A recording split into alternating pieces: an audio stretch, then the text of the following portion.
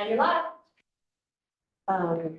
So we only have a few minutes because the senators need to go to the floor, so we thought we would spend a minute asking some technical questions. One of the technical questions was, I was absolutely wrong about the House passed version. And so apologize to Senator Beck privately, but I'll do it again.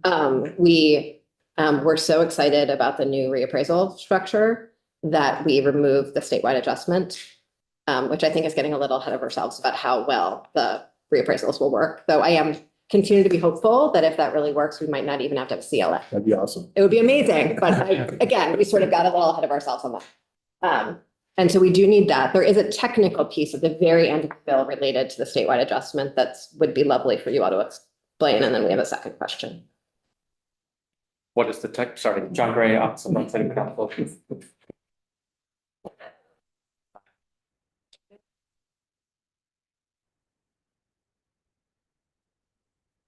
Julie, do you want to jump in and then John? Sure. Oh, I'm sorry. I'm sorry. Yeah. Yes, I can explain this. So, basically, Tell us where we are. What am I looking for? Last page? Very Side by side, very end of the side. Of the side by side. Okay. at least where I'm looking, I probably don't have near the number of documents you guys have. So section 69 in the Senate proposal includes a technical fix. This is related to the double application of the statewide adjustment.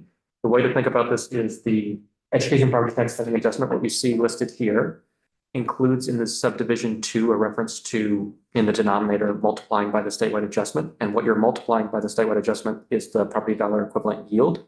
The issue here is that the December 1 letter, which recommends the property dollar equivalent yield, incorporates in its assumptions the statewide adjustment. So in effect, what happens is if you have that December 1 recommended yield, as we have this year, a yield reflective of that, and then you also multiply through this education property tax spending adjustment, the yield by the statewide adjustment, you just double hit the yield and it produces a wildly different number than what you have.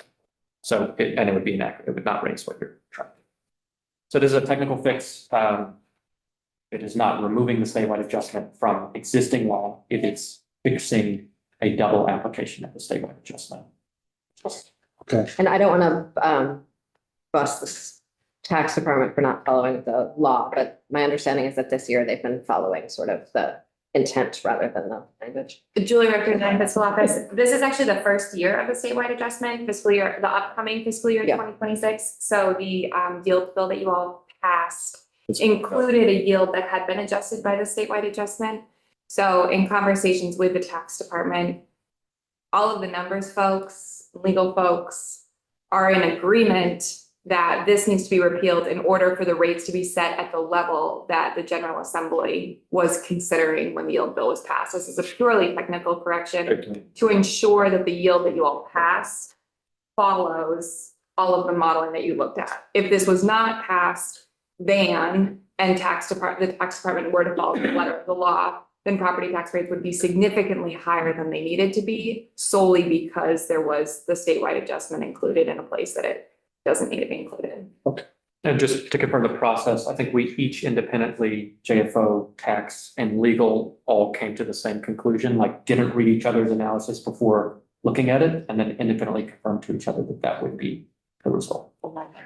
Okay, so it's technical cleanup. Yeah. Yeah, this is not, there's all, in existing law, there's all sorts of other references to the statewide adjustment throughout. Okay. And then our second question is that we have sort of a default system in current law. There's no default in 454. That's right. Do you have any ideas?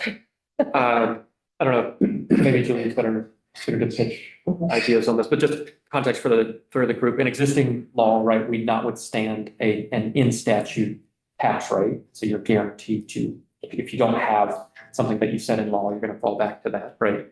In the new structure, the language is just to say that the legislature shall set a uniform homestead and a uniform non-homestead. It doesn't specify a fallback rate in the event that the legislature fails to do that. So I think the discussion we were just having quickly is that if you did something like what seems intuitive, last year's rate, you could put yourself in a bad position in terms of having to litigate the rates in the next year, whereas under the current structure, because the numbers in law are sufficiently higher than what you would expect them to be as set, you're basically always incentivized to correctly set the rates, right? So if you're choosing something as a default, you might want to choose something as a default that forces everyone to actually set the rates. I wonder if the default could just be the current default rate that we have now.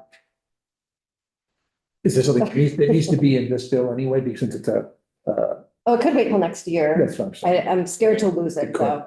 Yeah, I just. Yes, yeah, it's a great flag. Yeah, okay. And Close there and we'll we gotta go.